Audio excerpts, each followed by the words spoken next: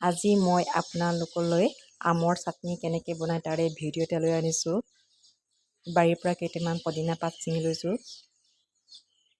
পদিনা পাত দিলে চাটনিটো ধুনীয়া গোন্ধ এটা ওলায়।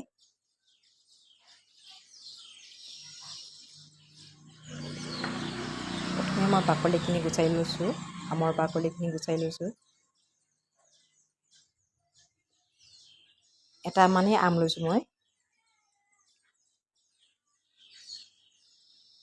বাকলিখিনি ভালকৈ গুচাই ল'ব লাগিব।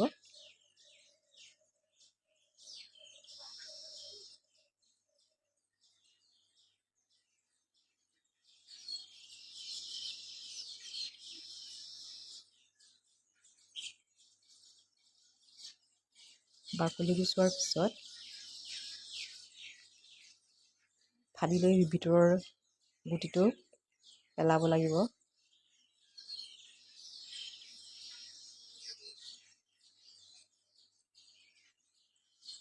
গুটিটো এৰুৱাই দিছোঁ।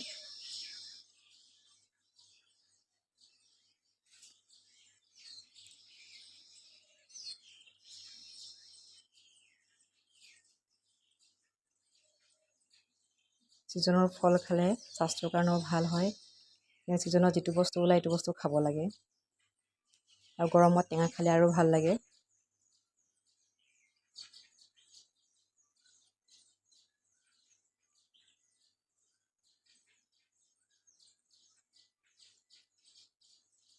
সৰু চাইজত কাটিব ল'ব লাগিব।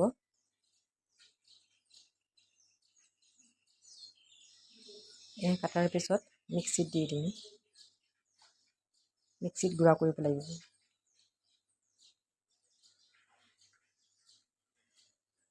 মিক্সিত ভৰাই লৈছোঁ।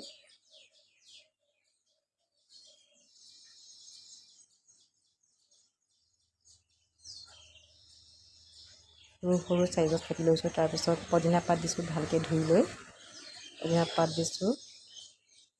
জলকীয়া 4টামান দিছোঁ।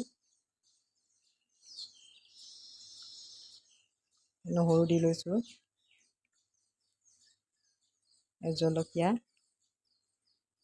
কেঁচা জলকীয়া, আদা অলপ দিছোঁ।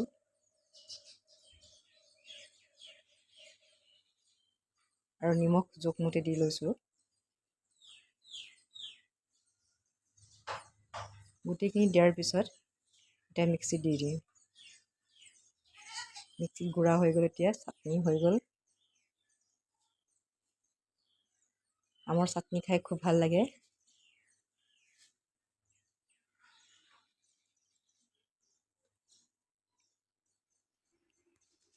ইয়াৰ ধুনুৱে আমাৰ ডিম তৰকাৰী, দালি, আমৰ চাটনি দি ধুনীয়াকৈ খাইছে। আমৰ চাটনিটো চাওঁ।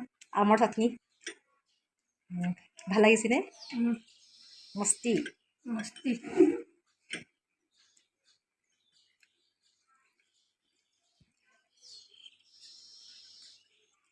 ধুনীয়া লাগিছে বুলি কৈছে খাই।